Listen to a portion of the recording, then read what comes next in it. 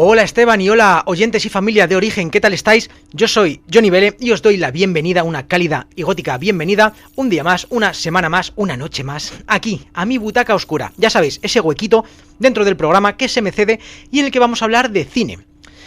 Bien, hoy os traigo una película, y perdonad que me ría, porque es una película que odié en su momento, es una película que repudié, es una película que he criticado cuando he hecho intervenciones hablando de ella, es una película que la he criticado y la he golpeado duramente, pero ahora, viéndola con perspectiva y viendo todo con otro prisma, me he dado cuenta de que no solamente la película, sino todo el halo de misticismo, de misterio, de penumbras que la envuelven, al autor sobre todo, es maravilloso.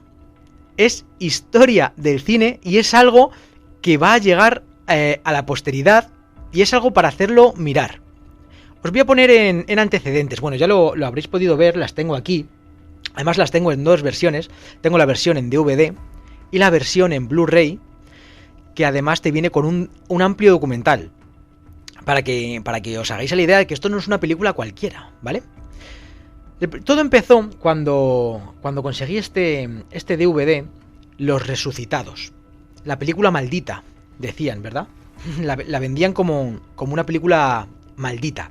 ¿Por qué? Porque se empezó a rodar a la vez que El Día de la Bestia, allá en los 80. No recuerdo bien si fue 1982, 84...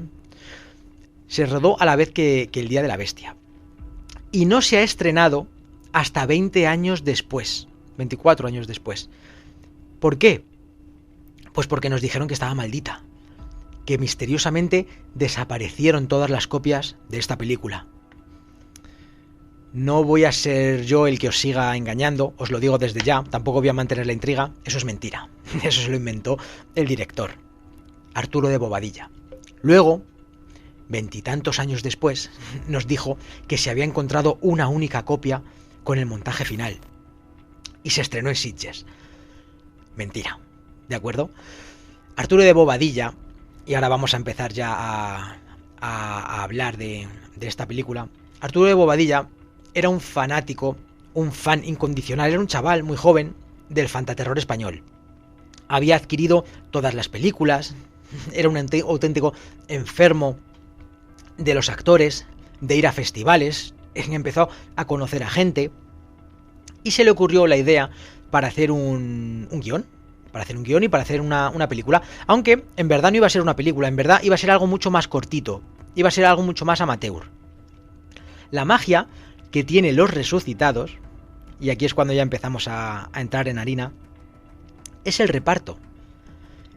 Porque un adolescente adicto al cine español fantástico pudo contactar con Paul Naschy, con el gran Paul Naschy, y le dijo que sí, sin cobrar nada, sin cobrar un duro, sin tener un guión, sin tener nada de nada. Paul Naschy, que luego más tarde reconocería, que dijo, bueno, es que estaba en horas un poquito más bajas y quería ver si remontaba un poco, cogía cualquier proyecto, pero el referente nacional e internacional, porque Jacinto Molina, Paul Naschy, en Japón o en América, está encumbrado a lo más alto del cine, es el hombre lobo español, y aquí en España parece que nos esforzamos por no valorar lo que tenemos. Pues ese gran personaje, esa gran persona, ese gran actor, que yo creo que es el único que se toma en serio esta película, ahora hablaremos de ella, le consiguió. Arturo de Bobadilla le consiguió. Pero no contento con eso, fijaos el reparto. Paul Naschy, Antonio Mayans, Toni Fuentes, Manuel Tallafe, Santiago Segura. Sí, amigos, sí. Como he dicho antes, esta película se rodó coetáneamente a la vez que El Día de la Bestia. Pues Santiago Segura terminaba de rodar con Alex de la Iglesia y se iba a hacer esta cosa. Es que no te puedes tomar en serio esta película, porque es como si yo o cualquiera de vosotros se junta con amigos con una cámara mala y sin guión y sin preparación y sin dinero, os ponéis a grabar una tarde cualquiera. Pero ellos lo hacían medio en serio. ¿Cómo era el rodaje de esta película? Porque en el documental, aquí en el Blu-ray, en el documental, nos hablan de ella. Este documental es imprescindible porque aparecen personajes de la talla de Alaska, aparecen periodistas, aparece gente muy importante y muy influyente en el cine, en el panorama español, hablando de esta película, hasta dónde ha llegado, porque luego se hizo un boom, como Arturo de Bobadilla decía, que se había perdido, todo el mundo preguntaba, pero bueno, ¿esta película dónde está? ¿Pero cuándo se va a estrenar? No, hay que esperar, y se empezó a hacer un halo, un misticismo, como digo, se empezó a hacer una bola de arena, hasta que la presentó en Sitges, y todo el mundo se echó las manos a la cabeza porque dijeron, ¿pero qué es esto? Cuando veáis esta película lo entenderéis, es que es muy mala, y por eso decía al principio que yo me cabreé con ella y la criticaba duramente, porque me parecía un insulto al cine, o sea, no me parecía digna de nada esta película. Pero cuando ya vas viendo la manera en la que se hizo todo, te das cuenta de que es un gesto de amor al cine español increíble. La película no vale nada, porque la película es muy mala, no vale ni para reírte. La película no tiene ni trama, no tiene argumentos. Nos cuentan que quedaban los sábados por la tarde, iban a grabar, y Arturo de Bobadilla se ponía detrás de la cámara, decía una frase, y por ejemplo Paul Naschy o Santiago Segura la repetían. Decía él otra frase y la repetían. O sea, nadie tenía un guión. El guión lo tenía en la cabeza Arturo de Bobadilla.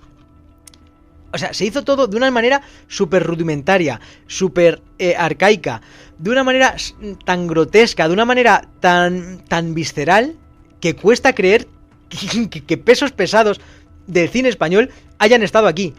Y a día de hoy algunos la repudian, pero casi todos dicen, madre mía, ¿cómo pudimos hacer este cine, esta película? ¿Cómo existe esta película? ¿Cómo se comercializa esta película? Y hay otra cosa que no os he dicho, que ya para terminar todo y para que veáis hasta dónde el bueno de Arturo de Bobadilla llegó, también la suerte quizá que tuvo. En esta película hay un monstruo, un caballero zombie templario, el que veis aquí en portada, que también, como no había personal, pues era el que grababa. El que grababa la película, y en las escenas del caballero templario salía. ¿Sabéis quién es? ¿Sabéis quién apareció detrás de esta película? ¿Quién era el monstruo? Javier Botet.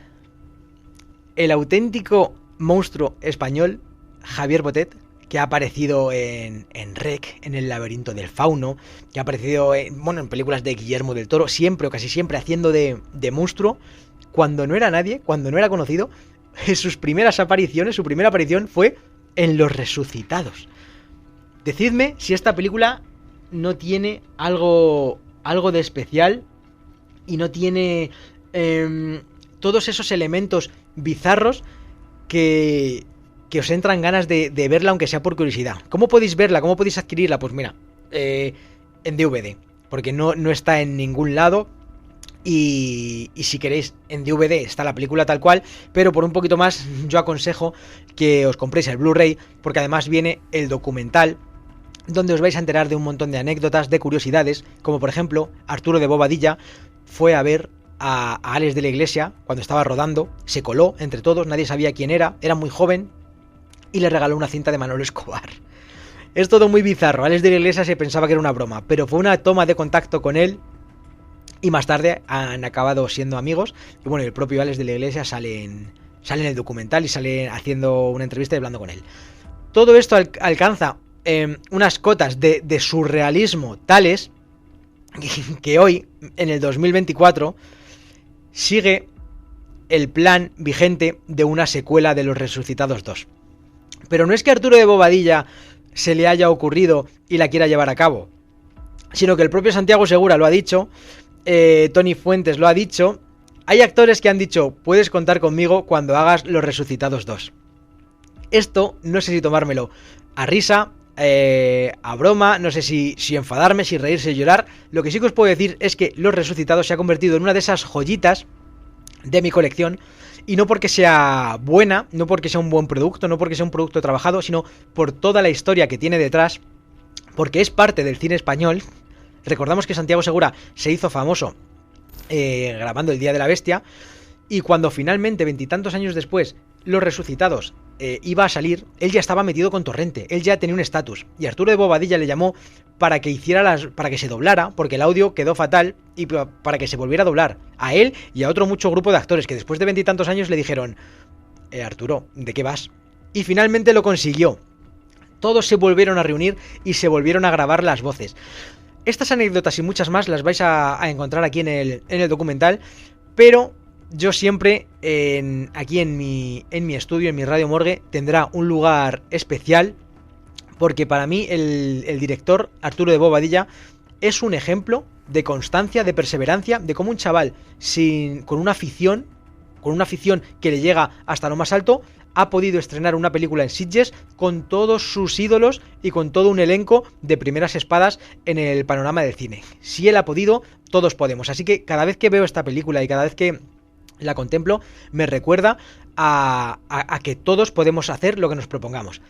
Hoy ha sido esta película, espero que hayáis aprendido algo nuevo, espero no haberos aburrido demasiado y nada, deciros que nos vemos la semana que viene con otra nueva Butaca Oscura y hasta entonces no os olvidéis de cerrar bien la puerta antes de iros a acostar, pues nunca se sabe lo que puede haber en el otro lado.